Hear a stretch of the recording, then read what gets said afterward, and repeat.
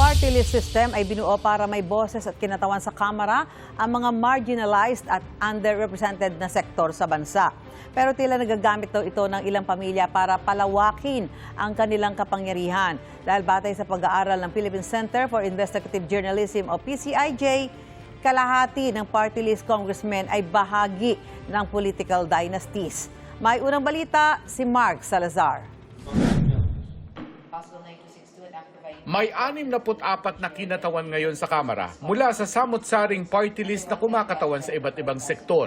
Sa pagsusuri ng Philippine Center for Investigative Journalism o PCIJ, lumalabas kung paano nagagamit ng mga political families ang party list system para palawakin ang kanilang kapangyarihan sa Kamara. Ayon sa PCIJ, isa sa bawat 4 na party list representative sa 20th Congress ay may kamag-anak na mambabatas din. At ayon pa sa pag-aaral ng PCIJ, sa 64 na party list representatives ngayon, 32 o 50% ang nabibilang sa mga maituturing anilang political dynasty. Ginagamit daw ang party list system para bigyan ng posisyon ang kanilang 3rd to 4th generation ng kanilang political dynasty.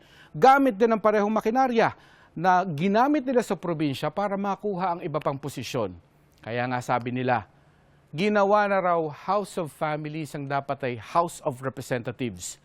Sa pagsilip ng PCIJ sa 2025 election results, nakitang karamihan sa mga nanalong party list representatives na galing sa political dynasty ay ipinanalo lang din ng kanilang mga bailiwick sa probinsya. Sabi ni COMELEC Chairman George Garcia, hindi naman kasi yan ipinagbabawal ng batas. Hindi po namin pwedeng tingnan kung paano siya nanalo so long as may mga boto na pumasok sapagkat siyempre po, yung po kasing party list, pwedeng kuhanin lang ang kanyang boto sa isang probinsya. Wala pong sinasabi na dapat ito'y nasa buong Pilipinas. Yung po'y hindi pinagbabawal ng ating pong batas. Noong isang linggo, ipinasa sa ikalawang pagbasa sa Kamara ang kanilang bersyon ng Anti-Political Dynasty Bill. Pero sabi ng PCIJ, ang House version ay magli-legalize lang ng political dynasty imbis na pagbawalan. Mga taga-party list din na nagsasabing napagsamantalahan nga ang party list system ng ilan nilang kasamahan. Talagang nababoy yung party list system na mga kontraktor, mga walang sektor na nire-represent na, yung party list system natin. Hindi maikakailayan kaya maraming mga tao tinitignan na yung party list na backdoor ng mga dynasty, ng mga kontraktor, at ng mga grupo na wala namang malinaw na sektor na nire-represent. All the more disturbing na kapag party list na involved sa corruption kasi inaasahan ng taong bayan ang party list ay kinatawan ng ordinaryong mamamayan. Pero kung sila mismo na involved sa katiwalian, ito talaga ay nakaka-alarma. And this goes to show na talaga kailangan nating habulin ay ibalik ang party list sa kanyang tunay na esensya. Idinulog na noon sa Korte Suprema ang kwestiyon kung bakit kilalang mayayaman ang kumakatawan sa mahihirap.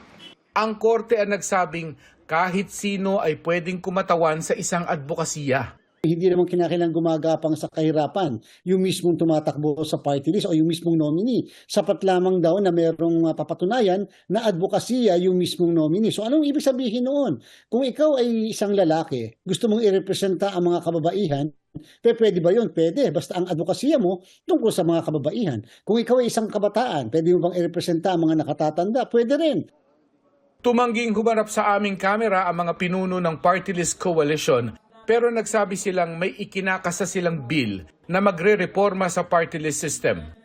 30 years old na ang RA 7941 o Party List Act pero ni minsan walang nagtagumpay sa tangkang amyendahan ito.